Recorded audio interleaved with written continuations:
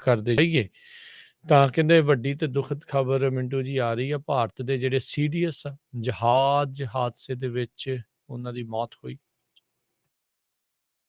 ਜੀ ਜੀ ਜੀ, ਬਹੁਤ ਵੱਡੀ ਖਬਰ ਹੈ। ਜਾਂ ਕਹਿ ਲਓ ਕਿ ਇੰਡੀਆ ਦੇ ਵਿੱਚ ਇਸ ਵੇਲੇ ਬਹੁਤ ਦੁਖਦ ਮਾਹੌਲ ਹੈ, ਕਿਉਂਕਿ ਸੀਡੀਐਸ ਮਤਲਬ ਕਿ ਜਿਹੜੇ ਚੀਫ ਆਫ ਡਿਫੈਂਸ ਸਟਾਫ ਉਹ ਇੱਕ ਜਹਾਜ਼ ਹਾਦਸੇ ਦੇ ਵਿੱਚ ਚੱਲ ਵਸੇ ਆ, ਔਰ ਉਹਨਾਂ ਦੀ ਸੁਪਤਨੀ ਵੀ ਉਹਨਾਂ ਦੇ ਨਾਲ ਸੀ। ਕੁੱਲ ਮਿਲਾ ਕੇ ਜੇ ਦੇਖੀਏ ਤਾਂ 13 ਮੌਤਾਂ ਹੋਈਆਂ ਨੇ। ਇਹਦੇ ਵਿੱਚ ਕੁਝ ਕ੍ਰਿਊ ਮੈਂਬਰ ਸੀਗੇ, ਕੁਝ ਸੀਡੀਐਸ ਦੇ ਸਟਾਫ ਮੈਂਬਰ ਸੀਗੇ। ਜੇ ਇਹਨਾਂ ਦੇ ਵਿੱਚ ਵੇਖੀਏ brigadier LS Lidder, director assistant lieutenant colonel Harjinder Singh special officer ਸੀਗੇ, Naik Gursewak Singh personal security officer ਸੀਗੇ, Naik Jitender Kumar personal security officer ਸੀਗੇ, lance Naik Vivek Kumar personal security officer ਸੀ, ਲਾਂਸ ਨਾਇਕ ਵੀਸਾਈ ਤੇਜਾ ਪਰਸਨਲ ਸਿਕਿਉਰਿਟੀ ਆਫੀਸਰ ਸੀਗੇ, Havildar Satpal personal security officer ਸੀਗੇ, ਤੇ ਇੱਕ ਬੀਬੀ ਜਿਹੜੀ ਇਹਨਾਂ ਦੇ ਘਰੋਂ। ਤਾਂ ਕੁੱਲ ਮਿਲਾ ਕੇ ਤੁਸੀਂ ਦੇਖ ਸਕਦੇ ਹੋ ਕਿ ਸਿਰਫ ਇੱਕੋ ਇੱਕ ਹੀ ਇਸ ਹਾਦਸੇ ਦੇ ਵਿੱਚ ਅਧਿਕਾਰੀ ਬਚਿਆ, ਤਾਂ ਉਹ ਹੈ ਗਰੁੱਪ ਕੈਪਟਨ ਵਰੁਣ ਸਿੰਘ। ਹਾਲ ਦੀ ਘੜੀ ਕਹਿ ਲਓ ਕਿ ਜ਼ਿੰਦਗੀ ਤੇ ਮੌਤ ਦੀ ਜੰਗ ਲੜ ਰਹੇ ਨੇ, ਪਰ ਉਹ ਇਹਨਾਂ 14 ਦੇ ਵਿੱਚੋਂ ਇੱਕ ਲੌਤੇ ਜਾਂ ਕਹਿ ਲਓ ਕਰਮਾਂ ਵਾਲੇ ਸੀਗੇ ਜਿਹੜੇ ਬਚ ਗਏ। ਬਹੁਤ ਵੱਡਾ ਹਾਦਸਾ ਹੋਇਆ। ਦਰਅਸਲ ਅੱਜ ਸਵੇਰੇ ਹੀ ਸੀਡੀਐਸ ਸਾਹਿਬ ਅਤੇ ਉਹਨਾਂ ਦੇ ਘਰੋਂ ਜਾਂ ਜਿਹੜੇ ਉਹਨਾਂ ਦੇ ਨਾਲ ਦੇ ਸਟਾਫ ਵਾਲੇ ਸੀਗੇ ਸਾਰੇ ਦਿੱਲੀ ਤੋਂ ਰਵਾਨਾ ਹੋਏ ਸੀਗੇ ਤਾਮਿਲਨਾਡੂ ਵਾਸਤੇ। ਤਾਮਿਲਨਾਡੂ ਦੇ ਵਿੱਚ ਗਏ ਨੇ, ਉੱਥੇ ਇੱਕ ਇਹਨਾਂ ਨੇ ਪ੍ਰੋਗਰਾਮ ਜਿਹੜਾ ਉਹ ਅਟੈਂਡ ਵੀ ਕੀਤਾ ਸਲੂਰ ਦੇ ਵਿੱਚ ਜਿਹੜਾ ਬੇਸ ਆ। ਉੱਥੋਂ ਇਹਨਾਂ ਨੇ ਗਾਂ ਜਾਣਾ ਸੀ ਵੈਲਿੰਗਟਨ। ਵੈਲਿੰਗਟਨ ਮਤਲਬ ਕਿ ਤਾਮਿਲਨਾਡੂ ਦਾ ਹੀ ਇੱਕ ਸ਼ਹਿਰ ਹੈ। ਉੱਥੋਂ ਥੋੜੀ ਦੂਰ ਉਰੇ ਮਤਲਬ ਕਿ ਲਾ ਲਓ ਕੋਈ 5-7 ਮਿੰਟ ਦੀ ਉਹ ਦੂਰੀ ਸੀਗੀ, ਉੱਥੇ ਇੱਕ ਸੰਘਣੇ ਜੰਗਲ ਦੇ ਵਿੱਚ ਇਹ ਹਾਦਸਾ ਜਿਹੜਾ ਉਧਰ ਪੇਸ਼ ਆਇਆ। ਪ੍ਰਤੱਖਦਰਸ਼ੀ ਇਹ ਦੱਸਦੇ ਆ, ਕੁਛ ਤੇ ਇਹ ਕਹਿ ਰਹੇ ਸੀਗੇ ਕਿ ਪਹਿਲਾਂ ਹਵਾ ਦੇ ਵਿੱਚ ਜ਼ੋਰਦਾਰ ਆਵਾਜ਼ਾਂ ਸੁਣਾਈ ਦਿੱਤੀਆਂ, ਫਿਰ ਉਸ ਤੋਂ ਬਾਅਦ ਜਿਹੜਾ ਹੈਲੀਕਾਪਟਰ ਸੀਗਾ ਉਹਦੇ ਵਿੱਚ ਅੱਗ ਲੱਗ ਗਈ, ਰੁੱਖ ਜਾ ਕੇ ਵੱਜਿਆ ਉਹ। ਕੁਛ ਨੇ ਇਹ ਵੀ ਦੱਸਿਆ ਕਿ ਜਦੋਂ ਜਹਾਜ਼ ਨੂੰ ਅੱਗ ਲੱਗ ਗਈ, ਹੈਲੀਕਾਪਟਰ ਨੂੰ ਅੱਗ ਲੱਗ ਗਈ, ਤਾਂ ਵਿੱਚੋਂ ਵੀ ਕੁਛ ਬੰਦੇ ਜਿਹੜੇ ਡਿੱਗਦੇ ਨਜ਼ਰ ਆਏ ਆ। ਵੀਡੀਓਜ਼ ਵੀ ਆਈਆਂ ਨੇ, ਕੁਛ ਉਹ ਵੀਡੀਓਜ਼ ਆਪਾਂ ਤਾਂ ਨਹੀਂ ਕੋਟ ਕਰ ਸਕਦੇ ਕਿਉਂਕਿ ਪ੍ਰਮਾਣਤਾ ਉਹਨਾਂ ਦੀ ਹਾਲੇ, ਕਿਉਂਕਿ ਸੰਵੇਦਨਸ਼ੀਲ ਮਾਮਲਾ ਹੈ। ਸੋ ਬੜਾ ਕਹਿ ਲਓ ਕਿ ਦੁਖਦ ਮਾਹੌਲ ਹੈ ਇੰਡੀਆ ਦੇ ਵਿੱਚ ਇਸ ਟਾਈਮ। ਉਹਨਾਂ ਦੀ ਗੱਲ ਕਰਨੀ ਬਣਦੀ ਨਹੀਂ, ਜਦੋਂ ਪੁਸ਼ਟੀ ਹੋ ਜਾਏਗੀ ਤਾਂ ਫਿਰ ਜ਼ਰੂਰ ਆਪਾਂ ਉਹਨਾਂ ਨੂੰ ਕੋਟ ਵੀ ਕਰ ਸਕਦੇ ਹਾਂ ਜਾਂ ਤੁਸੀਂ ਵੀ ਦੇਖ ਸਕਦੇ ਹੋ। ਉਹਦਾ ਵੀਡੀਓ ਕਾਫੀ ਆਈਆਂ ਨੇ, ਹਾਦਸੇ ਵਾਲੀ ਜਗ੍ਹਾ ਦੀ ਵੀਡੀਓ ਤਾਂ ਜਿਹੜੀ ਹੈ ਉਹ ਆਪਾਂ ਰਿਲਾਇਬਲ ਮੰਨ ਸਕਦੇ ਹਾਂ, ਉਹ ਚਲਾਈ ਵੀ ਹੈ ਚੈਨਲਾਂ ਨੇ। ਤਾਂ ਬਹਰਹਾਲ ਬਹੁਤ ਵੱਡੀ ਖਬਰ ਆ, ਔਰ ਇਸ ਖਬਰ ਨੂੰ ਕਾਫੀ ਦੇਰ ਤੱਕ ਪੁਸ਼ਟ ਨਹੀਂ ਕੀਤਾ ਗਿਆ, ਜਦਕਿ ਇਹ ਹਾਦਸਾ 12 ਵਜੇ ਦਾ ਸੀਗਾ। 12 ਵਜੇ ਦਾ ਸੀਗਾ, ਪਹਿਲਾਂ 4 ਮੌਤਾਂ ਦਾ ਸਮਾਚਾਰ ਆਇਆ, ਫਿਰ ਉਸ ਤੋਂ ਬਾਅਦ ਮੌਤਾਂ ਦੀ ਗਿਣਤੀ ਵਧੀ। ਪਰ ਜਿਸ ਤਰ੍ਹਾਂ ਦਾ ਹਾਦਸਾ ਦੱਸਿਆ ਜਾ ਰਿਹਾ ਸੀ, ਜਿਸ ਤਰ੍ਹਾਂ ਸਾਡੇ ਜਿਹੜੇ ਰੱਖਿਆ ਮੰਤਰੀ ਹੈ ਉਹ ਰਵਾਨਾ ਹੋਏ, ਰਾਵਤ ਸਾਹਿਬ ਦੇ ਘਰੇ ਪਹੁੰਚ ਗਏ, ਅਚਾਨਕ ਮੀਟਿੰਗਾਂ ਦਾ ਦੌਰ ਸ਼ੁਰੂ ਹੋ ਗਿਆ। ਇੰਡੀਆ ਦੀ ਕੈਬਨਿਟ ਦਾ ਯਕਦਮ ਲਾ ਲਓ ਕਿ ਐਮਰਜੈਂਸੀ ਹਾਲਤ ਦੇ ਵਿੱਚ ਮੀਟਿੰਗ ਕਰਨਾ, CCS ਦੀ ਮੀਟਿੰਗ ਬੁਲਾ ਲੈਣੀ, ਇਹ ਹੰਗਾਮੀ ਹਾਲਾਤ ਦੱਸਦੇ ਸਨ ਕਿ ਬਹੁਤ ਬੁਰਾ ਹਾਦਸਾ ਵਾਪਰ ਚੁੱਕਿਆ, ਭਾਣਾ ਵਾਪਰ ਚੁੱਕਿਆ। ਮਤਲਬ ਕਿ ਕਿਆਫੇ ਲੱਗ ਰਹੇ ਸਨ ਕਿ ਵਿਪਨ ਰਾਵਤ ਨਹੀਂ ਰਹੇ ਇੰਡੀਆ ਦੇ ਸੀਡੀਐਸ, ਔਰ ਜਿਹੜੇ ਕਿ ਨਰਿੰਦਰ ਮੋਦੀ ਗਵਰਨਮੈਂਟ ਦੇ ਕਲੋਜ਼ ਵੀ ਬਹੁਤ ਸੀ। ਤੁਹਾਨੂੰ ਯਾਦ ਹੋਣਾ ਇਹਨਾਂ ਦੀ ਨਿਯੁਕਤੀ ਜਦੋਂ ਹੋਈ ਸੀਗੀ ਆਰਮੀ ਚੀਫ ਦੇ ਤੌਰ ਤੇ, ਉਦੋਂ ਵੀ ਵਿਵਾਦ ਉੱਠੇ ਸਨ, ਇਹਨਾਂ ਦੇ ਬਿਆਨਾਤ ਵੀ ਕੁਛ ਜਿਹੜੇ ਆ ਉਹ ਹਮੇਸ਼ਾ ਨਿਸ਼ਾਨੇ ਤੇ ਰਹੇ ਵਿਰੋਧੀਆਂ ਦੇ। ਔਰ ਇਸ ਤੋਂ ਇਲਾਵਾ ਰਿਟਾਇਰਮੈਂਟ ਤੋਂ ਇੱਕ ਦਿਨ ਪਹਿਲਾਂ ਇਹਨਾਂ ਨੂੰ 2019 ਚ CDS ਮਤਲਬ ਕਿ ਤਿੰਨੇ ਫੌਜਾਂ ਦਾ ਮੁਖੀ ਬਣਾ ਦਿੱਤਾ ਸੀਗਾ। ਸੋ ਇਸ ਕਰਕੇ ਖਬਰ ਛੋਟੀ ਨਹੀਂ ਹੈ, ਖਬਰ ਛੋਟੀ ਨਹੀਂ ਹੈ, ਬਹੁਤ ਵੱਡੀ ਖਬਰ ਹੈ। 3 ਫੌਜਾਂ ਦੇ ਮੁਖੀ ਇਸ ਹਵਾਈ ਹਾਦਸੇ ਦੇ ਵਿੱਚ ਚੱਲ ਵਸੇ ਆ।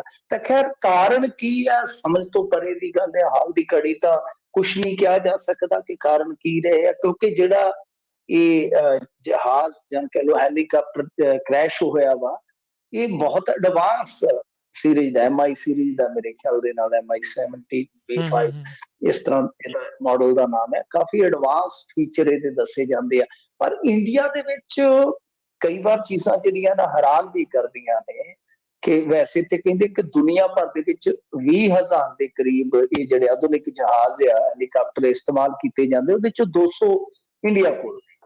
ਇਹ ਜਿਹੜੇ ਹੈਲੀਕਾਪਟਰ ਆ, ਪਿਛਲੇ ਦਿਨਾਂ ਦੇ ਵਿੱਚ ਤੁਸੀਂ ਇੱਕ ਵੇਖਿਆ ਹੋਣਾ ਈਵੈਂਟ ਇਹਨਾਂ ਨੇ ਆਯੋਜਿਤ ਕੀਤਾ ਸੀ, ਪੂਰਵਾਂਚਲ ਐਕਸਪ੍ਰੈਸ ਹਾਈਵੇ ਤੇ ਵੀ ਉਤਾਰਿਆ ਗਿਆ ਸੀ ਹੈਲੀਕਾਪਟਰ, ਤਾਂ ਇਹ ਇਹੋ ਹੀ ਸੀਗਾ, ਇਹਦੀ ਵੀ ਲੈਂਡਿੰਗ ਕਰਾਈ ਗਈ ਸੀ। ਤੇ ਹੁਣ ਜੇ ਤੁਸੀਂ 9 ਸਾਲਾਂ ਦਾ ਡਾਟਾ ਚੱਕੋ, MI ਸੀਰੀਜ਼ ਦੇ 7 ਹੈਲੀਕਾਪਟਰ ਕ੍ਰੈਸ਼ ਹੋਏ ਨੇ ਇੰਡੀਆ ਦੇ ਵਿੱਚ, 30 ਤੋਂ ਜ਼ਿਆਦਾ ਮੌਤਾਂ ਦਾ ਇਹਦੇ ਵਿੱਚ ਅੰਕੜਾ ਹੈ। ਔਰ ਕਮਾਲ ਦੀ ਗੱਲ ਇਹ ਹੈ ਕਿ CDS ਸਾਹਿਬ ਇਸੇ ਹੀ ਸੀਰੀਜ਼ ਦੇ ਜਹਾਜ਼ ਦੇ ਵਿੱਚ ਯਾਤਰਾ ਕਰ ਰਹੇ ਸਨ।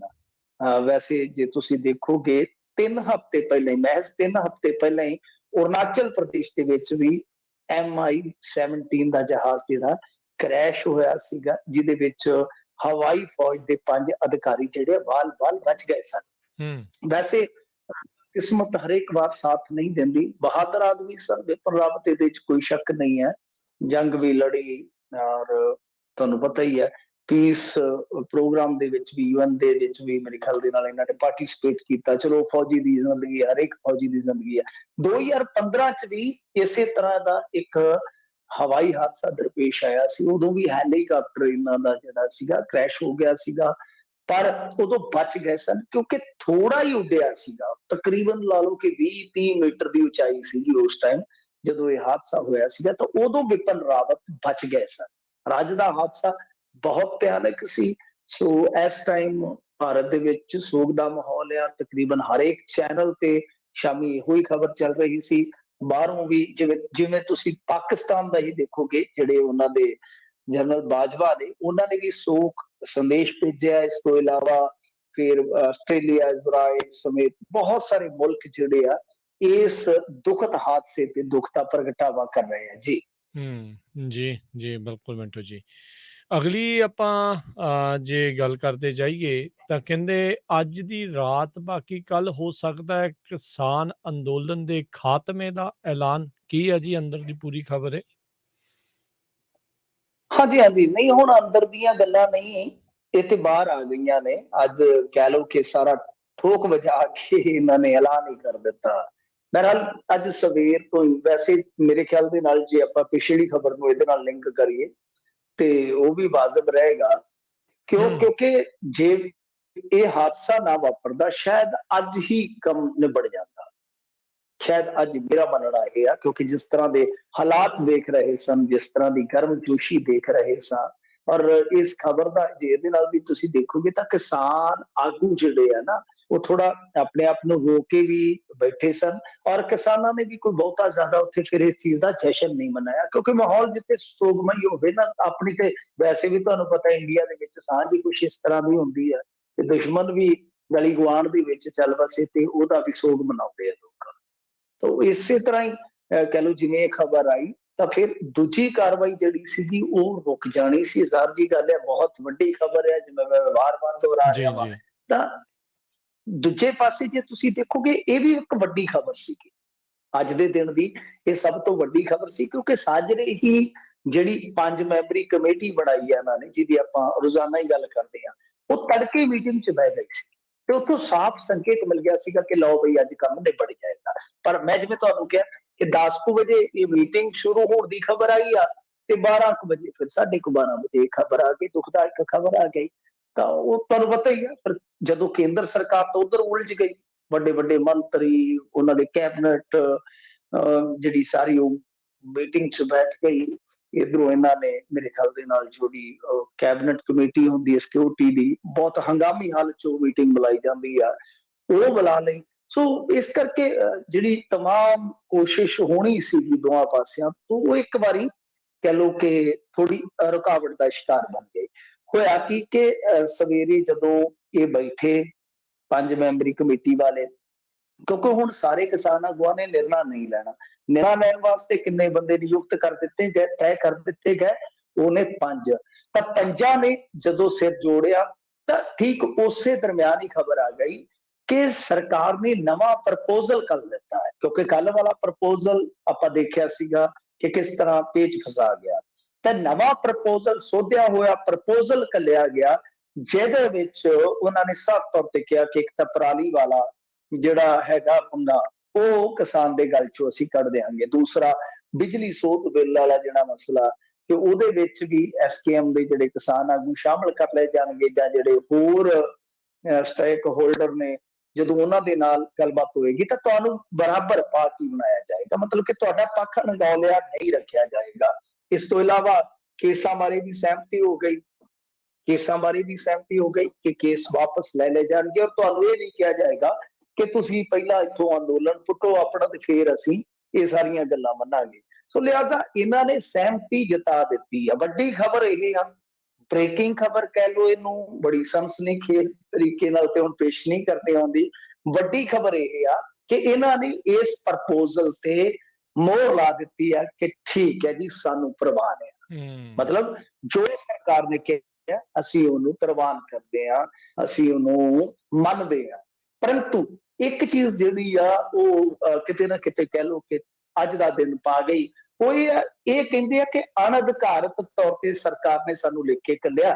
ਸਰਕਾਰ ਸਿਰਫ ਇੱਕ ਕੰਮ ਕਰੇ ਕਿ ਆਪਣੇ ਲੈਟਰ ਹੈਡ ਤੇ ਮਤਲਬ ਕਿ ਮੋਹਰ ਲਾ ਕੇ ਘੱਲ ਦੇਵੇ, ਸਰਕਾਰੀ ਦਸਤਾਵੇਜ਼ ਦੇ ਤੌਰ ਤੇ ਅਧਿਕਾਰ ਤੇ ਚਿੱਠੀ ਭੇਜ ਦੇਵੇ, ਬਸ ਕੱਲ ਨੂੰ ਅਸੀਂ ਰਵਾਨਾ ਹੋ ਜਾਵਾਂਗੇ। ਇਹ ਗੱਲ ਇਹਨਾਂ ਨੇ ਕਹਿ ਦਿੱਤੀ ਆ। ਔਰ ਇਹਨਾਂ ਦੇ ਇੱਕ ਆਗੂ ਨੇ ਨਹੀਂ, ਮੈਂ ਹੁਣ 3-4 ਆਗੂਆਂ ਨੂੰ ਸੁਣਿਆ ਤੁਹਾਡੇ ਨਾਲ ਜੁੜਨ ਤੋਂ ਪਹਿਲਾਂ, ਸਿਰਸਾ ਸਾਹਿਬ, ਲਖੋਵਾਲ ਸਾਹਿਬ, ਇਸ ਤੋਂ ਇਲਾਵਾ ਬੂਟਾ ਸਿੰਘ ਜੀ ਸ਼ਾਦੀਪੁਰ, ਮੇਰੇ ਖਿਆਲ ਦੇ ਨਾਲ ਹੋਰ ਵੀ 1-2 ਆਗੂ ਜਿਹੜੇ ਬੋਲ ਰਹੇ ਸਨ, ਗੁਰਨਾਮ ਸਿੰਘ ਚੜੂਨੀ ਦੀ ਵੀ ਸਟੇਟਮੈਂਟ ਆ, ਸਾਰੇ ਇਸ ਗੱਲ ਦਾ ਕਿਤੇ ਨਾ ਕਿਤੇ ਸੰਕੇਤ ਦੇ ਰਹੇ ਆ ਕਿ ਕੱਲ ਨੂੰ ਅੰਤਮ ਨਿਰਣਾ ਹੋ ਜਾਸੀ।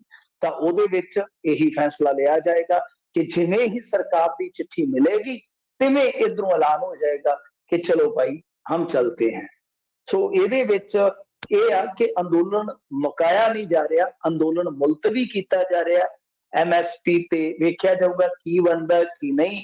ਉਸ ਤੋਂ ਬਾਅਦ ਫਿਰ ਐਮਐਸਪੀ ਦੀ ਜਿਹੜੀ ਮੰਗ ਜਿਹੜੀ ਆ ਉਹ ਫੇਰ ਗਾਂ ਤੋਰੀ ਜਾਏਗੀ। ਜੇ ਤੁਸੀਂ ਪੂਰੀ ਨਹੀਂ ਕਰੋਗੇ ਤਾਂ ਅੰਦੋਲਨ ਅੱਗੇ ਵੀ ਵਧੇਗਾ, ਐਸਾ ਕਿਸਾਨਾਂ ਦਾ ਕਹਿਣਾ ਵਾ। ਪਰ ਦੂਸਰੇ ਪਾਸੇ ਟਕੈਤ ਸਾਹਿਬ ਅੱਜ ਕੱਲ ਥੋੜੇ ਜਿਹੇ ਗਾਇਬ ਨੇ ਫਰੇਮ ਦੇ ਵਿੱਚੋਂ, ਕਿਉਂਕਿ ਉਹ ਨਾਲ ਹੋਰ ਵੀ ਮੰਗਾਂ ਜੁੜੀ ਫਿਰਦੇ ਸਨ ਕਿ ਟਰੈਕਟਰ ਨਵੇਂ ਲੈ ਕੇ ਦਿਓ। ਹਾਲਾਂਕਿ ਜੇ ਤੁਸੀਂ ਦੇਖੋਗੇ ਤਾਂ ਇਹਨਾਂ ਨੇ ਕਾਫੀ ਸ਼ਰਤਾਂ ਜਿਹੜੀਆਂ ਮੰਨੀਆਂ ਨੇ। ਮੈਂ ਤੁਹਾਨੂੰ ਦੱਸ ਦਿੰਦਾ ਕਿ ਜਿਹੜੀ ਮਸ਼ੀਨਰੀ ਇਹਨਾਂ ਨੇ ਜ਼ਬਤ ਕੀਤੀ ਆ, ਫਰਜ਼ ਕਰੋ ਕੋਈ ਟਰੈਕਟਰ ਹੈ ਜਾਂ ਕੋਈ ਹੋਰ ਹੈ, ਉਹ ਵਾਪਸ ਕੀਤੀ ਜਾਏਗੀ। ਕੇਸ ਤਾਂ ਵਾਪਸ ਹੋਣਗੇ। ਸ਼ਹੀਦ ਕਿਸਾਨਾਂ ਨੂੰ ਮੁਆਵਜ਼ਾ ਮਿਲੇਗਾ ਤੇ ਭਲਕੇ ਦੀ ਜਿਹੜੀ ਮੀਟਿੰਗ ਆ ਉਸ ਤੋਂ ਬਾਅਦ ਇਹ ਗੱਲ ਜਿਹੜੀ ਆ ਉਹ ਸਿਰੇ ਲੱਗ ਜਾਏਗੀ। ਹੁਣ ਇਹਦੇ ਚ ਤੁਸੀਂ ਦੇਖੋਗੇ ਰਕੇਸ਼ ਟਕੈਤ ਵਾਲੀ ਇੱਕ ਹੋਰ ਮੰਗ ਵੀ ਹੈ ਨਹੀਂ, ਲਖੀਮਪੁਰ ਵਾਲੀ ਵੀ ਹੈ ਨਹੀਂ। ਔਰ ਇਸ ਤੋਂ ਇਲਾਵਾ ਜੇ ਤੁਸੀਂ ਦੇਖੋਗੇ ਹਰਿਆਣੇ ਦੀ ਇੱਕ ਮੰਗ ਸੀਗੀ ਕਿ ਇੱਥੇ ਇਸ ਜਗ੍ਹਾ ਤੇ ਕਿਸਾਨਾਂ ਦਾ ਸ਼ਹੀਦੀ ਸਮਾਰਕ ਬਣਾਇਆ ਜਾਵੇ, ਉਹ ਵੀ ਨਹੀਂ। ਤਾਂ ਮੈਂ ਇੱਕ ਕਿਸਾਨ ਆਗੂ ਨੂੰ ਸੁਣ ਰਿਹਾ ਸੀ, ਉਹ ਕਹਿੰਦਾ ਕਿ ਬੱਲਿਆ 100% ਮੰਗਾਂ ਪ੍ਰਵਾਨ ਨਹੀਂ ਹੁੰਦੀਆਂ, ਇਹ ਸਾਨੂੰ ਪਤਾ ਹੈ, ਸਾਡਾ ਤਜਰਬਾ ਹੈ, ਜੋ ਵੀ ਹੈ, ਪਰ ਅਸੀਂ ਜਿੱਤ ਕੇ ਚੱਲੇ ਆ, ਧੌਣ ਤੇ ਗੋਡਾ ਰੱਖ ਕੇ ਚੱਲੇ ਆ। ਅੱਗੇ ਵੀ ਜੇ ਲੜਾਈ ਇਹਨਾਂ ਨੇ ਲੜਨੀ ਚਾਹੀਏ, ਇਹਨਾਂ ਦੀ ਮਰਜ਼ੀ ਆ, ਹਰਾ ਅਸੀਂ ਇਹਨਾਂ ਨੂੰ ਫੇਰ ਵੀ ਦੇਣਾ। ਮਤਲਬ ਕਿ ਉਹ ਸਾਫ਼ ਮੰਨ ਰਹੇ ਨੇ ਕਿ ਕੁਝ ਮੰਗਾਂ ਅਸੀਂ ਡ੍ਰੌਪ ਆਊਟ ਕਰਾਂਗੇ ਭਾਈ, ਮਤਲਬ ਕਿ ਛੱਡਾਂਗੇ, ਅਸੀਂ ਆਪਣੇ ਬੰਨਿਓ ਉਹ ਛੱਡ ਦਿਆਂਗੇ। ਤਾਂ ਕੀ ਹੁਣ ਟਕੈਤ ਸਾਹਿਬ ਜਾਂ ਜਿਹੜੇ ਕੁਝ ਹੋਰ ਲੀਡਰ ਦੂਸਰੀਆਂ ਮੰਗਾਂ ਰੱਖ ਰਹੇ ਸੀਗੇ, ਐਡੀਸ਼ਨਲ ਕੁਝ ਮੰਗਾਂ ਨੇ, ਤਾਂ ਕੀ ਉਹ ਸਹਿਮਤੀ ਦੇ ਦੇਣਗੇ? ਵੈਸੇ ਤੇ ਐਸਕੇਐਮ ਦੀ ਸਹਿਮਤੀ ਆਖਰੀ ਸਹਿਮਤੀ ਮੰਨੀ ਜਾਂਦੀ ਆ, ਤਾਂ ਦੇਖਦੇ ਆ ਕੱਲ ਨੂੰ ਕੀ ਬਣਦਾ। ਹੋ ਸਕਦਾ ਕਿ ਅੱਜ ਅੰਦੋਲਨ ਦੀ ਆਖਰੀ ਰਾਤ ਹੋਵੇ ਉੱਥੇ, ਕੱਲ ਤੋਂ ਟਰੈਕਟਰ ਜਿਹੜੇ ਨਿਕਲਣੇ ਸ਼ੁਰੂ ਹੋ ਜਾਣ। ਕਿਉਂਕਿ ਕੱਲ ਸਾਰਾ ਦਿਨ ਚ ਸਾਰੀ ਵਾਪਸੀ ਨਹੀਂ ਹੋ ਜਾਏਗੀ, ਵਾਪਸੀ ਵਾਸਤੇ ਟਾਈਮ ਲੱਗੇਗਾ, ਵਾਪਸੀ ਹੁੰਦਿਆਂ ਵੀ ਟਾਈਮ ਲੱਗੇਗਾ। ਔਰ ਦੂਜੀ ਗੱਲ ਇਹ ਆ ਕਿ ਕੱਲ ਨੂੰ ਮੇਰੇ ਖਿਆਲ ਦੇ ਨਾਲ ਜੋ ਡੈਡ ਬੋਡੀਜ਼ ਉੱਥੋਂ ਲਿਆਂਦੀਆਂ ਜਾ ਰਹੀਆਂ ਨੇ ਤਾਮਿਲਨਾਡੂ ਚੋਂ, ਉਹਨਾਂ ਦਾ ਅੰਤਮ ਸੰਸਕਾਰ ਹੋਏਗਾ। ਤਾਂ ਦੇਖਣਾ ਹੋਏਗਾ ਕਿ ਸਾਰਾ ਕੁਝ ਕਿਸ ਤਰ੍ਹਾਂ ਹੋਏਗਾ, ਕਿਉਂਕਿ ਇੱਕ ਪਾਸੇ ਸੰਸਕਾਰ ਹੋ ਰਹੇ ਹੋਣਗੇ, ਇੱਕ ਪਾਸੇ ਸੋਗਮਈ ਮਾਹੌਲ ਹੋਏਗਾ, ਦੂਸਰੇ ਪਾਸੇ ਕਿਸਾਨ, ਕਿਉਂਕਿ ਕਿਸਾਨ ਤੇ ਜਵਾਨ ਦਾ ਰਿਸ਼ਤਾ ਹੈ ਨਾ। ਬਹੁਤ ਸਾਰੇ ਕਿਸਾਨ ਪੁੱਤਰ ਤੇ ਬਾਰਡਰ ਤੇ ਤੁਹਾਨੂੰ ਪਤਾ ਡਿਊਟੀ ਕਰਦੇ ਆ। ਸੋ ਇਹਦੇ ਵਿੱਚ ਕਿਸ ਤਰ੍ਹਾਂ ਦਾ ਮਾਹੌਲ ਰਹੇਗਾ, ਕਾਫੀ ਚੀਜ਼ਾਂ ਦੇਖਣ ਵਾਲੀਆਂ ਹੋਣਗੀਆਂ। ਤਾਂ ਸਭ ਤੋਂ ਪਹਿਲਾਂ ਤਾਂ ਦੇਖਦੇ ਆ ਨੇ ਕਿ ਕੱਲ ਨੂੰ ਕਿਸ ਤਰ੍ਹਾਂ ਦਾ ਇੱਥੇ ਮੰਨਣ ਮਨਾਉਣ ਵਾਲਾ ਕੰਮ ਚੱਲਦਾ ਹੈ ਜੀ। ਜੀ, ਬਿਲਕੁਲ ਮਿੰਟੂ ਜੀ। ਅਗਲੀ ਜੇ ਗੱਲ ਕਰੀਏ, ਰਾਘਵ ਚੱਡਾ ਨੇ ਟਰਾਂਸਪੋਰਟ ਮੰਤਰੀ ਵੜਿੰਗ ਤੇ ਸਾਧਿਆ ਨਿਸ਼ਾਨਾ, ਇਹ ਕੀ ਆਂਦੇ ਜੀ ਹੁਣ? ਰਾਜਾ ਵੜਿੰਗ ਤੇ ਨਿਸ਼ਾਨਾ ਸਾਧਿਆ ਇਹਨਾਂ ਨੇ, ਕਹਿੰਦੇ ਆ ਕਿ ਬੱਸਾਂ ਨੂੰ ਇੰਪਾਊਂਡ ਕਰਨ ਵਾਲਾ ਜਿਹੜਾ ਕੰਮ ਕੀਤਾ ਸੀਗਾ ਰਾਜਾ ਵੜਿੰਗ ਨੇ, ਕੇਵਲ ਤੇ ਕੇਵਲ ਉਹ ਵਿਖਾਵਾ ਸੀਗਾ। ਅੱਛਾ, ਇਹ ਕਹਿੰਦੇ ਆ ਕਿ ਕਾਂਗਰਸੀਆਂ ਤੇ ਅਕਾਲੀਆਂ ਦੀ ਅੰਡਰਸਟੈਂਡਿੰਗ ਕਾਫੀ ਪੁਰਾਣੀ ਹੈ ਤੇ ਲੋਕਾਂ ਨੂੰ ਗੁੰਮਰਾਹ ਕੀਤਾ ਜਾ ਰਿਹਾ। ਦੇਖੋ, ਇਹਨਾਂ ਨੇ ਇੱਕ ਹੋਰ ਵੀ ਗੱਲ ਕਹੀ ਹੈ, ਮੈਂ ਉਹਨੂੰ ਸ਼ਗੂਫਾ ਹੀ ਕਵਾਂਗਾ ਹਾਲ ਦੀ ਘੜੀ, ਹੂੰ, ਹੂੰ, ਸ਼ਗੂਫਾ ਹੀ ਛੱਡਿਆ।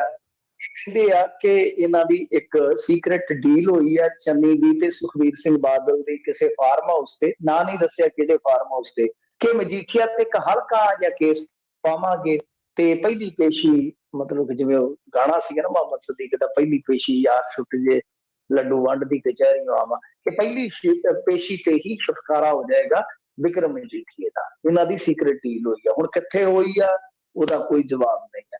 ਦੂਜੀ ਗੱਲ ਜਿਹੜੀ ਆ, ਇਹ ਕਹਿ ਰਹੇ ਨੇ ਕਿ ਇਹਨਾਂ ਦੀ ਅੰਡਰਸਟੈਂਡਿੰਗ ਵਗੈਰਾ ਜਿਹੜੀ ਪੁਰਾਣੀ ਹੈ। ਦੇਖੋ, ਮੈਨੂੰ ਨਹੀਂ ਪਤਾ ਅੰਡਰਸਟੈਂਡਿੰਗ, ਅਸੀਂ ਤਾਂ ਦੇਖਦੇ ਹੀ ਪਏ ਜਿਸ ਤਰ੍ਹਾਂ ਦੀ ਅੰਡਰਸਟੈਂਡਿੰਗ ਹੈਗੀ, ਔਰ ਅਸੀਂ ਆਮ ਆਦਮੀ ਪਾਰਟੀ ਨੂੰ ਵੀ ਵੇਖ ਰਹੇ ਹਾਂ ਕਿ ਆਮ ਆਦਮੀ ਪਾਰਟੀ ਨੇ ਵੀ ਰੰਗ ਜਿਹੜੇ ਆ ਕਿਸ ਤਰ੍ਹਾਂ ਵਟਾਏ ਨੇ ਰਾਜਨੀਤੀ ਚ। ਪਰ ਗੱਲ ਇਹ ਆ ਕਿ ਠੀਕ ਹੈ, ਤੁਹਾਨੂੰ ਸਵਾਲ ਚੁੱਕਣ ਦਾ ਹੱਕ ਆ, ਤੁਸੀਂ ਵਿਰੋਧੀ ਧਿਰ ਦੇ ਵਿੱਚੋਂ ਇਲਜ਼ਾਮ ਤਰਾਸ਼ੀ ਕਰਨਾ, ਜੋ ਮਰਜ਼ੀ ਕਰੋ, ਤੁਹਾਡੀ ਟੈਨਸ਼ਨ, ਤੁਸੀਂ ਮਾਫੀ ਵੀ ਬਾਅਦ ਚ ਮੰਗਣੀ ਹੁੰਦੀ ਹੈ, ਸਾਰਾ ਕੁਝ ਕਰਨਾ ਹੁੰਦਾ ਕਰ ਕਰਾ ਕੇ। ਉਹ ਤੁਹਾਡਾ ਕਿ ਡੈਫਾਮੇਸ਼ਨ ਕਿਤੇ ਰਲ ਕੇ ਨਾ ਪਾ ਦੇਣ ਚੰਨੀ ਤੇ ਸੁਖਬੀਰ ਬਾਦਲ, ਦੋਵੇਂ ਇਕੱਠੇ ਇੱਕ ਪਾ ਮਾਣਾ ਨੀ ਦਾ ਕੇਸ ਲਗੇ ਫਿਰਿਓ। ਖੈਰ ਚਲੋ, ਉਹ ਸਾਰੀ ਰਾਜਨੀਤੀ ਅਲੱਗ ਹੈ। ਦੇਖੋ, ਰਾਜੇ ਵੜਿੰਗ ਨੇ ਕੰਮ ਤੇ ਕੀਤਾ, ਚਲੋ ਬੱਸਾਂ ਜ਼ਬਤ ਕੀਤੀਆਂ, ਇਹਨੂੰ ਸਾਈਡ ਤੇ ਇੱਕ ਵਾਰੀ ਕਰ ਦਿਓ। ਉਹਨੇ ਆਮਦਨ ਵਧਾ ਕੇ ਇੱਕ ਦਿਨ ਦੀ ਜਿਹੜੀ ਆ ਉਹ 1 ਕਰੋੜ 40 ਲੱਖ ਤੱਕ ਖੜੀ ਹੈ, ਜਿਹੜੀ ਕਿ ਕਹਿ ਲਓ ਕਿ ਇੱਕ ਹਿੱਸਾ ਹੀ ਜ਼ਿਆਦਾ ਹੈ। ਕੀ ਅਸੀਂ ਇਹਨੂੰ ਪ੍ਰਾਪਤੀ ਨਾ ਗਿਣੀਏ? ਇਹਦਾ ਮਤਲਬ ਹੈ ਅਸੀਂ ਉਹੀ ਬੰਦਾ ਪਸੰਦ ਕਰਦੇ ਹਾਂ, ਚਾਹੇ ਰਾਜਨੀਤਿਕ ਹੋਈਏ ਅਸੀਂ, ਚਾਹੇ ਸਮਾਜਿਕ ਹੋਈਏ, ਕਿ ਭਾਈ ਜਿਹੜਾ ਬੰਦਾ ਫੱਟੇ ਚੱਕੀ ਜਾਵੇ ਤੇ ਅੱਗੋਂ ਕੋਈ ਜਵਾਬਦੇਹੀ ਨਾ ਦੇਵੇ ਸਾਨੂੰ, ਜਦੋਂ ਅਸੀਂ ਕੋਈ ਸਵਾਲ ਕਰੀਏ ਤੇ ਸਾਨੂੰ ਚਾਰ ਜੁੱਤੀਆਂ ਵੀ ਮਾਰ ਕੱਟੇ। ਅਸੀਂ ਇਹੋ ਜਿਹਾ ਨਿਜ਼ਾਮ ਚਾਹੁੰਦੇ ਹਾਂ। ਜੇ ਕੋਈ ਚੱਜ ਦਾ ਕੰਮ ਕਰਦਾ ਹੈ, ਜੇ ਵਿਰੋਧੀ ਧਿਰ ਚ ਵੀ ਆ, ਤੁਸੀਂ ਕਹਿ ਸਕਦੇ ਹੋ ਕਿ ਹਾਂ ਭਾਈ ਜੀ, ਕਿਆ ਆਹ ਗੱਲ ਤੇਰੀ ਨਾ ਪਸੰਦ ਆ, ਪਰ ਕਮਾਈ ਚ ਇਜ਼ਾਫਾ ਹੋਇਆ, ਇਹ ਤੇ ਹੁਣ ਰਾਜਾ ਵੜਿੰਗ ਆਪਣੇ ਘਰ ਚ ਤਾਂ ਨਹੀਂ ਪਾ ਰਿਹਾ ਨਾ। ਜਿਹੜਾ ਬੁਕਿੰਗ ਵਾਲਾ, ਡੇਲੀ ਬੁਕਿੰਗ ਵਾਲਾ ਝੋਲਾ ਦਾ ਸਰਕਾਰੀ ਬੱਸਾਂ ਦਾ, ਉਹਦੇ ਚੋਂ ਜੋ ਪੈਸਾ ਨਿਕਲ ਰਿਹਾ ਹੈ ਰੋਜ਼ਾਨਾ ਦਾ, ਕੀ ਰਾਜਾ ਵੜਿੰਗ ਡੇਲੀ ਦਾ ਲੱਖਾਂ ਰੁਪਈਆ ਆਪਣੇ ਘਰਾਂ ਚ ਪਾ ਰਿਹਾ ਬਾਈ? ਐਸਾ ਨਹੀਂ ਹੈ। ਜੇ ਕਿਸੇ ਨੇ ਚੱਜ ਦਾ ਕੰਮ ਕੀਤਾ, ਹਾਲਾਂਕਿ ਰਾਜੇ ਵੜਿੰਗ ਨੂੰ ਮੈਂ ਕੋਈ ਬਹੁਤਾ ਸਿਆਣਾ ਵੀ ਨਹੀਂ ਗਿਣਦਾ ਰਾਜਨੀਤੀ ਦੇ ਤੌਰ ਤੇ, ਹਾਲੇ ਪਰਪੱਕ ਹੋਣਾ ਬਾਕੀ ਆ, ਕਈ ਮਾਮਲਿਆਂ ਚ ਝੱਲ ਖਿਲਾਰ ਜਾਂਦਾ, ਆਪਾਂ ਨੂੰ ਸਭ ਨੂੰ ਪਤਾ ਆ। ਪਰ ਜਿਹੜਾ ਚੰਗਾ ਕੰਮ ਕੀਤਾ, ਚੰਗੇ ਨੂੰ ਮਾੜਾ ਕਿੱਦਾਂ ਕਹਿ ਦਈਏ ਬਈ? ਕੀ ਅਸੀਂ ਚਾਹੁੰਦੇ ਆ ਕਿ ਦੂਜਿਆਂ ਵਰਗਾ ਹੀ ਹੋਵੇ, ਕਿ ਉਹ ਵੀ ਚਾਹੁੰਦੇ ਚੱਕੀ ਜਾਵੇ ਵਿੱਚੋਂ ਕੁਛ ਲੱਖ ਡੇਲੀ ਦਾ ਆਪ ਖਾ ਲੈ, ਕੁਛ ਲੋਕਾਂ ਨੂੰ ਕਵੇ ਕਿ ਤੁਸੀਂ ਸ਼ਖਸ ਖਾ ਲਓ, ਬਸ ਠੀਕ ਠਾਕ ਆ। ਦੂਜੀ ਗੱਲ ਜਿਹੜੀ ਆ, ਮੈਂ ਇੱਥੇ ਰਾਜਾ ਵੜਿੰਗ ਨੂੰ ਡਿਫੈਂਡ ਨਹੀਂ ਕਰ ਰਿਹਾ, ਮੈਂ ਸਿਰਫ ਰਾਜਨੀਤੀ ਤੇ ਸਵਾਲ ਚੁੱਕਦਾ ਪਿਆ। ਤੁਹਾਨੂੰ ਹੱਕ ਹੈ ਸਵਾਲ ਚੁੱਕਣ ਦਾ, ਪਰ ਸਭ ਤੋਂ ਵੱਡੀ ਗੱਲ ਹੈ ਕਿ ਬੱਸਾਂ ਇੰਪਾਊਂਡ ਕੀਤੀਆਂ, ਉੱਥੇ ਮੈਂ ਸਮਝਦਾ ਕਿ ਰਾਜੇ ਵੜਿੰਗ ਨੇ ਜੋ ਕਾਰਵਾਈ ਕੀਤੀ, ਉਸ ਕਾਰਵਾਈ ਦੇ ਉਲਟ ਫੈਸਲਾ ਹਾਈ ਕੋਰਟ ਨੇ ਦਿੱਤਾ। ਇਹਦਾ ਮਤਲਬ ਕਿ ਹਾਈ ਕੋਰਟ ਵੀ ਇਹਨਾਂ ਦੇ ਨਾਲ ਰਲਿਆ ਹੋਇਆ। ਜੀ, ਜੀ। ਚਲੋ, ਕਈ ਵਾਰੀ ਨਾ ਬਿਆਨ ਵੀ ਦੇਣਾ ਲਾਜ਼ਮੀ ਹੁੰਦਾ, ਸੋ ਕੁਛ ਵੀ ਬਿਆਨ ਜਿਹੜਾ ਉਹ ਦੇ ਦਿੱਤਾ ਜਾਂਦਾ ਹੈ। ਬਹਿਬਲ ਕਲਾਂ ਮਾਮਲੇ ਦੀ ਸੁਣਵਾਈ ਟਲੀ, ਉਧਰ ਨੈਣ ਹਾਈ ਕੋਰਟ ਪਹੁੰਚਿਆ। ਹਾਏ, ਨੈਣ ਨੈਣਾ ਨਾ ਮਲਾ ਲਈ, ਭੇਤ ਖੁੱਲ ਜਾਊਗਾ ਸਾਰਾ। ਮਤਲਬ ਕਿ ਖੁੱਲਣ ਉਹ ਡਿਆ। SIT ਵਾਲੇ ਕਹਿੰਦੇ ਆ ਕਿ ਨੈਣ ਨੈਣ ਨੈਣਾ ਨਾ ਮਲਾ ਲਈ, ਭੇਤ ਖੁੱਲ ਜਾਊਗਾ ਸਾਰਾ। ਗੱਲ ਇਹ ਆ ਕਿ SIT ਦੇ ਖਿਲਾਫ, ਜਿੱਦਾਂ SIT ਨੇ ਉੱਥੇ ਜਾ ਕੇ ਚਲਾਕੀ ਵੀ ਕੀਤੀ ਹੈ, ਵੈਸੇ ਪੰਜਾਬ ਪੁਲਿਸ ਨੇ ਚਲਾਕੀ ਕਰੇਗੀ ਕਿਸ ਤਰ੍ਹਾਂ, ਕਹਿੰਦੇ ਡੇਰੇ ਚ ਵੜ ਕੇ ਇਹਨਾਂ ਨੇ ਦੂਜੇ ਜਿਹੜੇ ਗਾਇਬ ਹੋਏ ਆ, ਹਰਸ਼, ਧੂਰੀ, ਪ੍ਰਦੀਪ, ਕਲੇਰ ਵਰਗੇ, ਉਹਨਾਂ ਨੂੰ ਵੀ ਉੱਥੇ ਭਾਲਣਾ ਸ਼ੁਰੂ ਕਰ ਦਿੱਤਾ। ਲੱਗਦੇ ਹੱਥ ਨਾਲ ਆਖਿਆ ਕਿ ਹੁਣ ਆਏ ਤੇ ਹੈਗੇ ਹੀ ਆ, ਇਹ ਵੀ ਕੰਮ ਕਰ ਲਈਏ, ਤੇ ਡਰੇ ਨੇ।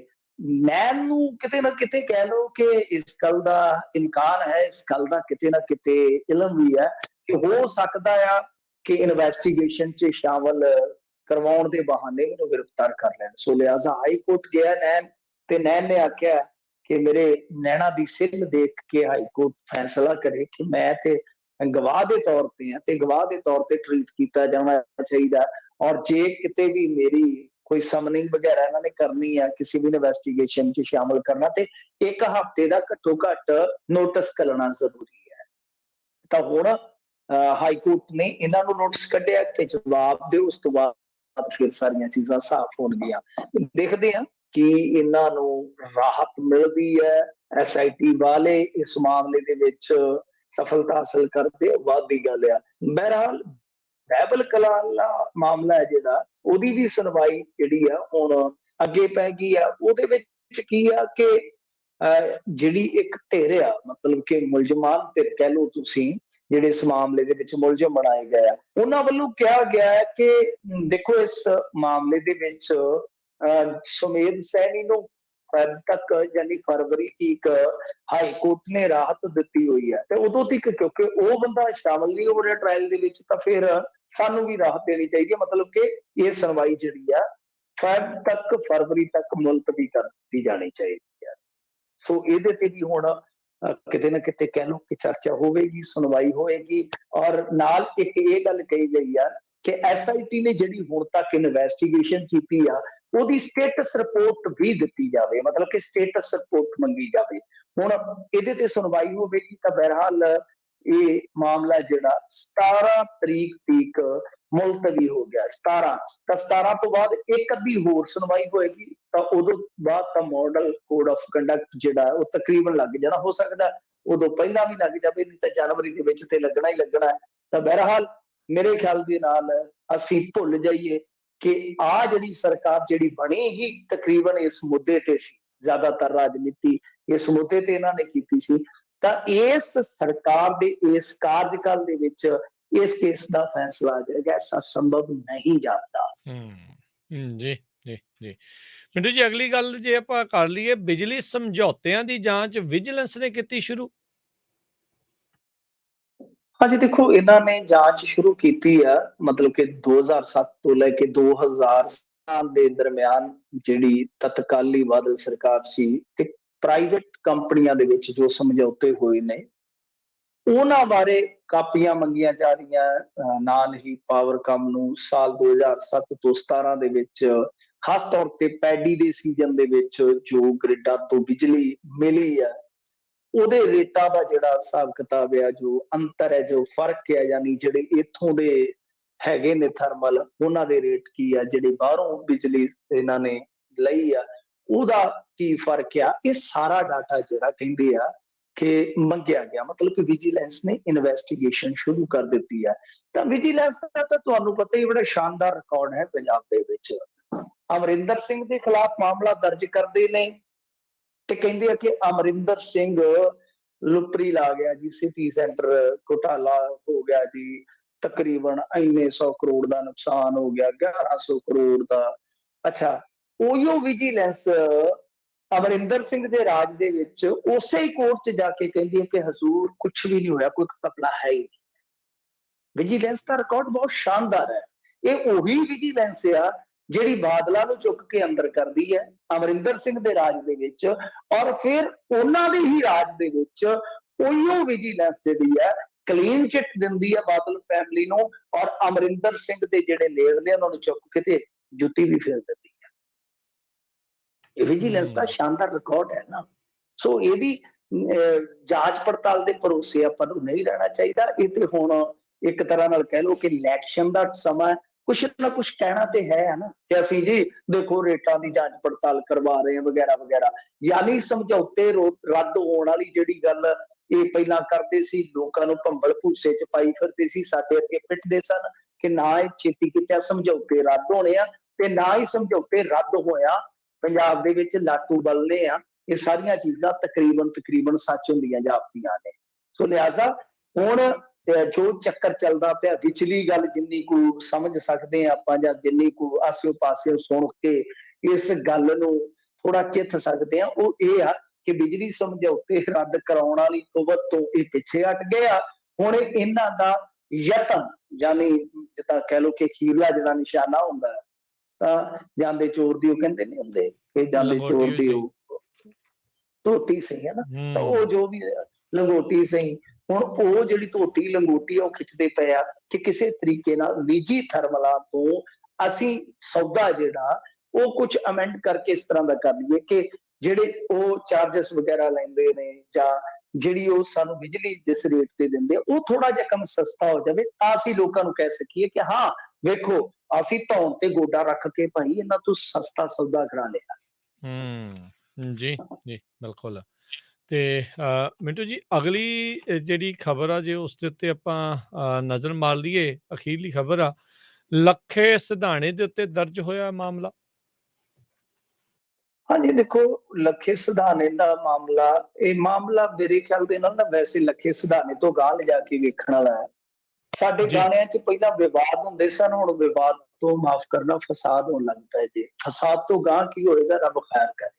ਵਾਕਈ। ਖੈਰ, ਮਾਮਲਾ ਕੀ ਆ ਕਿ ਉਹ ਇੱਕ ਕੁੜੀ ਆ ਜਿਹਦੇ ਨਾਲ ਉਹ ਇੱਕ ਜਵਾਕ ਜਿਹਾ ਵੀ ਤੁਰਿਆ ਫਿਰਦਾ ਹੁੰਦਾ, ਮੁੱਖ ਮੰਤਰੀ, ਮੁੱਖ ਹੂੰ, ਮੰਤਰੀ। ਹੂੰ, ਹੂੰ, ਹੂੰ, ਤੇ ਹੂੰ। ਉਹਨੇ ਕੋਈ ਗੀਤ ਕੀਤਾ, ਗੀਤ ਦੇ ਵਿੱਚ ਚਲੋ ਬੋਲ ਤੇ ਕੋਈ ਐਸਾ ਨਹੀਂ ਹੈ ਕਿ ਮਾੜੇ ਨਹੀਂ ਹੋ ਸਕਦੇ। ਗੀਤਾਂ ਦੇ ਵਿੱਚ ਸਾਰੇ ਆਪਣੇ ਆਪ ਦੇ ਗਾਣੇ ਨੂੰ ਸਲਾਹੁੰਦੇ ਆ ਕਿ ਹਾਂਜੀ ਮੇਰਾ ਗੀਤ ਤੇ ਆਲਾ ਹੈ, ਮੇਰਾ ਗੀਤ ਤੇ ਆਲਾ ਹੈ। ਉਹਦੇ ਮਾੜੇ ਕੋਈ ਨਹੀਂ ਸਕਦੇ ਨਾ, ਜਿਹਨੂੰ ਮਰਜ਼ੀ ਪੁੱਛ ਲਓ, ਕਹਿੰਦਾ ਕਿ ਮੇਰੇ ਬੋਲ ਆਲਾ। ਇਹੀ ਅੰਤਮ ਸੱਚ ਆ ਦੁਨੀਆ ਦਾ, ਬਸ ਗੱਲ ਖਤਮ ਹੈ, ਤੋਂ ਪਰੇ ਤੇ ਬਸ ਉਜਾੜ ਆ। ਅੱਛਾ, ਉਸ ਗਾਣੇ ਦੇ ਇੱਕ ਅੰਤਰੇ ਦੀ ਇੱਕ ਪੰਕਤੀ ਦੇ ਦੌਰਾਨ ਲੱਖੇ ਸਿਧਾਣੇ ਦੀ ਫੋਟੋ ਯੂਜ਼ ਕੀਤੀ ਗਈ ਹੈ, ਜਿਹਦੇ ਵਿੱਚ ਕੁਝ ਸ਼ਬਦਾਵਲੀ ਇਸ ਤਰ੍ਹਾਂ ਦੀ ਹੈ ਕਿ ਮੋਨੇ ਆਗੂ, ਮਤਲਬ ਕਿ ਜਿਹੜੇ ਬਣਦੇ ਫਿਰਦੇ ਆ, ਸਾਡੇ ਤੇ ਚੜ੍ਹਦੇ ਫਿਰਦੇ ਆ। ਉਹ ਜੋ ਨਵੀਨ ਸਿੰਘ ਖਾਲਸਾ ਵਾਲਾ ਐਪੀਸੋਡ ਹੈ ਨਾ, ਜਿਵੇਂ ਮਤਲਬ ਜੀ, ਕਿ ਜੀ, ਜੀ। ਉਹ ਸਾਰੇ ਪ੍ਰਕਾਰ ਨੂੰ ਥੋੜਾ ਗੀਤਾਂ ਦੇ ਵਿੱਚ ਜਿਵੇਂ ਜਾਂ ਕਹਿ ਲਓ ਸ਼ਬਦਾਂ ਦੇ ਵਿੱਚ ਢਾਲ ਕੇ ਇਸ ਗੀਤ 'ਚ ਫਿੱਟ ਕੀਤਾ ਗਿਆ। ਪਰ ਫੋਟੋ ਲੱਗੀ ਹੈ ਲੱਖੇ ਸਿਧਾਣੇ ਦੀ। ਲੱਖੇ ਸਿਧਾਣੇ ਨੇ ਇਸ ਗੱਲ ਦਾ ਨੋਟਿਸ ਲਿਆ। ਲੱਖੇ ਸਿਧਾਣੇ ਨੇ ਡਾਇਰੈਕਟ ਕਾਲ ਕੀਤੀ, ਕਾਲ ਰਿਕਾਰਡਿੰਗ ਬਾਹਰ ਆ ਗਈ ਤੇ ਉਹਦੇ ਵਿੱਚ ਆਖਿਆ ਕਿ ਗਾਣਾ ਡਿਲੀਟ ਕਰੋ। ਉਹ ਕਹਿੰਦੇ ਜੀ ਗਾਣਾ ਡਿਲੀਟ ਨਹੀਂ ਜੇ ਹੋਣਾ। ਫਿਰ ਲੱਖਾ ਸਿਧਾਣਾ ਜਿਸ ਤਰ੍ਹਾਂ ਦਾ ਹੈਗਾ, ਉਹਨੇ ਆਖਿਆ ਕਿ ਹਾਂ ਕੋਈ ਗੱਲ ਨਹੀਂ, ਤੁਸੀਂ ਨਾ ਕਰੋ, ਕੋਈ ਨਹੀਂ, ਅਸੀਂ ਦੇਖ ਲਾਂਗੇ, ਅਸੀਂ ਕਰਵਾ ਲਾਂਗੇ ਜਿੱਦਾਂ ਹੋਇਆ। ਉਸ ਤੋਂ ਬਾਅਦ ਕੁਝ ਬੰਦੇ ਉਹਨਾਂ ਦੇ ਘਰੇ ਗਏ ਨੇ, ਪ੍ਰੋਡਿਊਸਰ ਦੇ। ਉੱਥੇ ਫਿਰ ਤੁਹਾਨੂੰ ਪਤਾ ਕੁਝ ਤਲਖ ਕਲਾਮੀ ਹੋਈ। ਉਹਨਾਂ ਨੇ ਆਖਿਆ ਜਾਂ ਘਰੋਂ ਸਾਡੇ ਬਾਹਰ ਨਿਕਲੋ। ਉਸ ਤੋਂ ਬਾਅਦ ਫਿਰ ਗਾਲ ਦੁੱਪੜ ਕੇ ਉਸ ਤੋਂ ਬਾਅਦ ਫਾਇਰਿੰਗ ਹੋਈ। ਉਹ ਮਾਮਲਾ ਜਿਹੜਾ ਹੁਣ ਉਹਦੇ ਵਿੱਚ ਲੱਖੇ ਸਿਧਾਣੇ ਤੇ ਵੀ ਮਾਮਲਾ ਦਰਜ ਹੋਇਆ। ਲੱਖਾ ਸਿਧਾਣਾ ਇਹ ਕਹਿੰਦਾ ਕਿ ਇਹ ਮੇਰੇ ਤੇ ਕੋਰੇ ਇਲਜ਼ਾਮ ਲਾਏ ਜਾ ਰਹੇ, ਜੇ ਮੈਂ ਗੋਲੀ ਚਲਵਾਉਣੀ ਹੋਵੇ ਕਿਸੇ ਤੇ ਵੇਖੋ, ਜਦੋਂ 26 ਜਨਵਰੀ ਨੂੰ ਮੈਨੂੰ ਗਦਾਰ ਕਿਹਾ ਗਿਆ, ਜਿਨ੍ਹਾਂ ਲੋਕਾਂ ਨੇ ਮੇਰੀ ਇੰਨੀ ਆਲੋਚਨਾ ਕੀਤੀ, ਮੈਂ ਉਹਨਾਂ ਤੇ ਨਾ ਚਲਾ ਸਕਦਾ। ਖੈਰ, ਉਹ ਉਹਨਾਂ ਦਾ ਪੱਖ ਹੈ, ਉਹਨਾਂ ਦਾ ਪੱਖ ਹੈ। ਉਹ ਕਹਿੰਦੇ ਕਿ ਲੱਖੇ ਸਿਧਾਣੇ ਦੇ ਬੰਦੇ ਹੀ ਇਹ ਆ ਕੇ ਤੇ ਸਾਰਾ ਕਾਰਾ ਕਰਕੇ ਗਏ। ਮੇਰਾ ਮਾਮਲਾ ਦਰਜ ਕਰ ਲਿਆ ਗਿਆ।